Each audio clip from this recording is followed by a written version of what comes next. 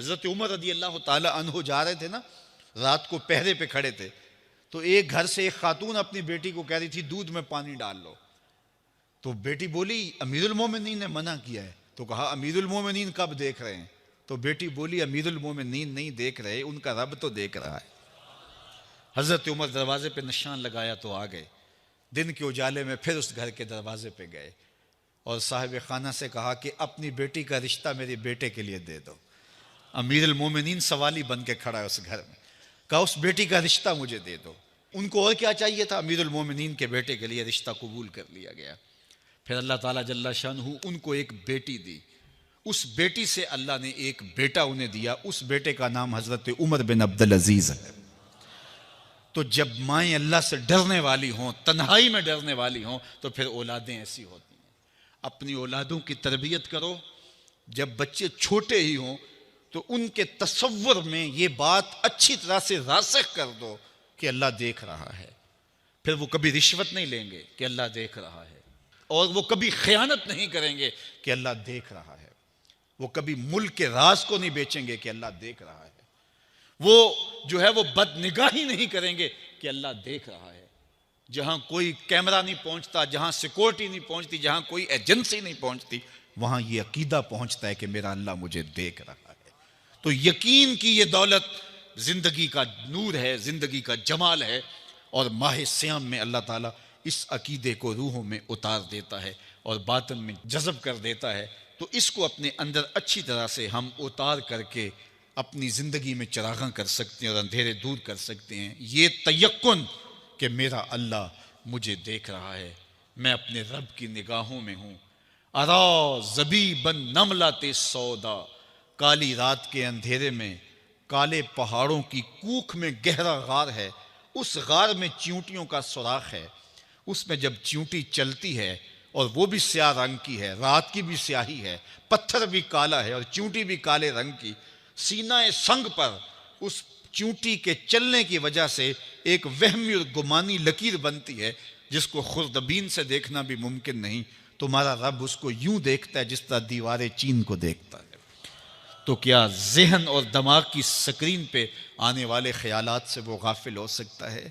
کیا وسوسوں سے وہ غافل ہو سکتا ہے؟ تو آئیے اس یقین اور اس تیقن میں جینے کا گر سیکھیے۔ دیکھیے زندگی کتنی نور علی نور ہو جائے گی کہ میرا اللہ مجھے دیکھ رہا ہے، میرا اللہ مجھے ملاحظہ کر رہا ہے، میں اس کی نظروں سے، اس کی نگاہوں سے پوشیدہ نہیں۔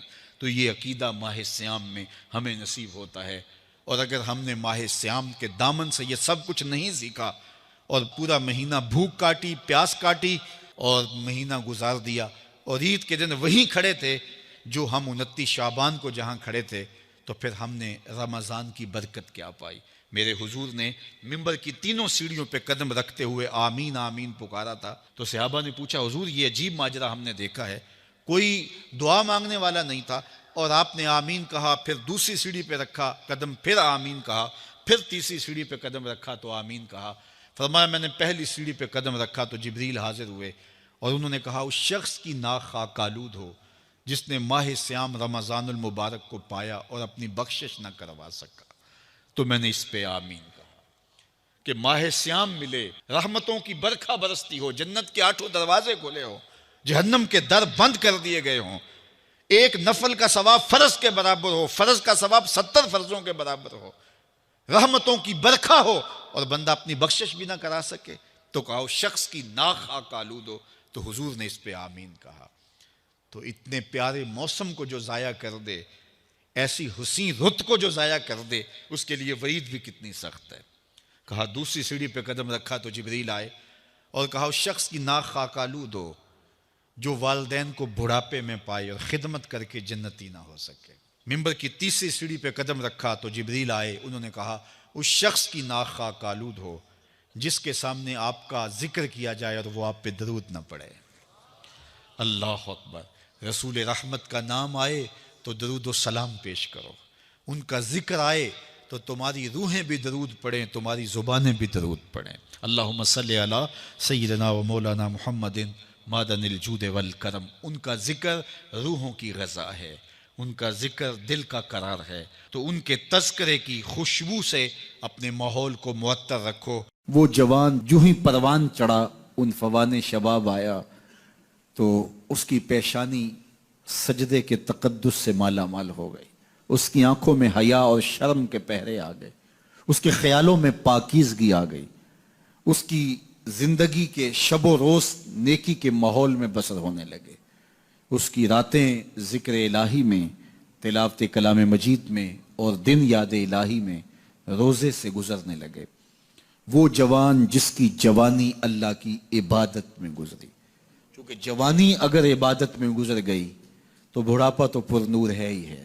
سب سے مشکل مرحلہ زندگی کا جوانی کا ہے۔ شیطان زیادہ ورغلاتا ہے کسی شخص کو جب وہ جوانی کے مرحلوں سے گزر رہا ہوتا ہے۔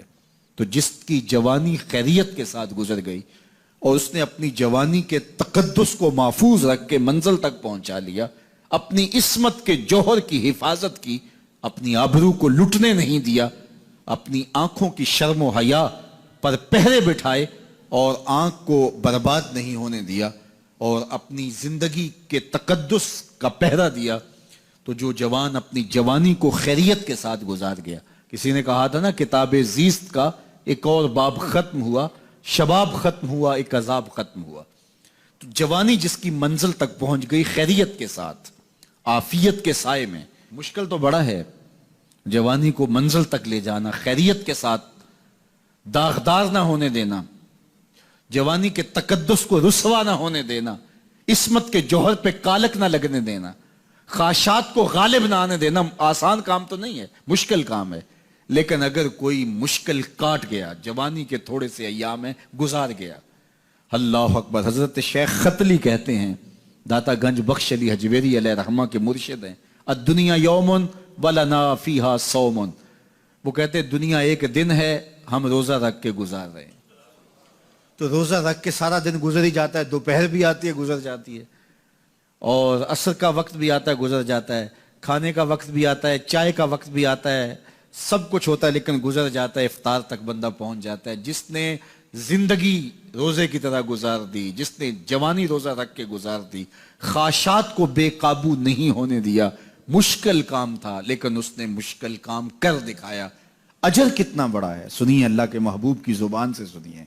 حضور نے ارشاد فرمایا جو سیدنا ابو ہریرہ کے ذریعے سے ہمارے تک پہنچا، فرمایا قیامت کے دن جب سورج کا رخ سیدھا ہوگا، زمین تانبے کی ہوگی، لوگ پسینے میں شرابور ہوں گے، کوئی ٹخنوں تک پسینے میں، کوئی گھٹنوں تک، کوئی کمر تک، کسی کو پسینے کی لگام دی جائے گی، اور وہ پسینہ ایسے نہیں ہوگا جس طرح یہ پسینہ ہے، اتنا گرم ہوگا۔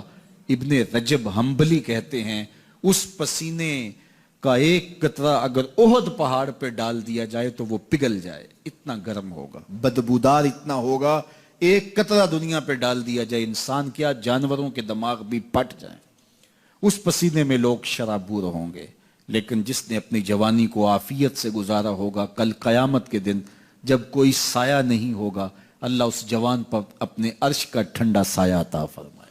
وہ شخص جس کو کسی عورت نے دعوت گناہ دی، اور وہ صاحب منصب تھی، صاحب جمال تھی، اور اس نے یہ کہہ کے یہ خواہش، یہ آرزو مسترد کر دی، انی خاف اللہ۔ اسی طرح کوئی عورت ہے تو اس نے اپنے تقدس کی حفاظت کی، اپنی آبرو پہ پہرا دیا اور کسی پیشکش کو ٹھکرا دیا، تو فرمایا قیامت کے دن جب کوئی سایہ نہیں ہوگا، اللہ اسے بھی اپنے عرش کا ٹھنڈا سایہ دے گا۔ کیسا سخت دن ہوگا، اور وہ کس اعزاز میں ہوگا، کس تکریم میں ہوگا۔ یہ تو 4 دن 10-20 سال ہیں، اور وہ 50,000 سال کا ایک دن۔ پھر اس کو اللہ کا شکر ادا کرنا ہوگا کہ اللہ تو نے کتنا کرم کیا میرے اوپر کہ میری جوانی خیریت اور عافیت سے گزری، اور آج اس کا تو کتنا بہتر صلہ مجھ کو دے رہا۔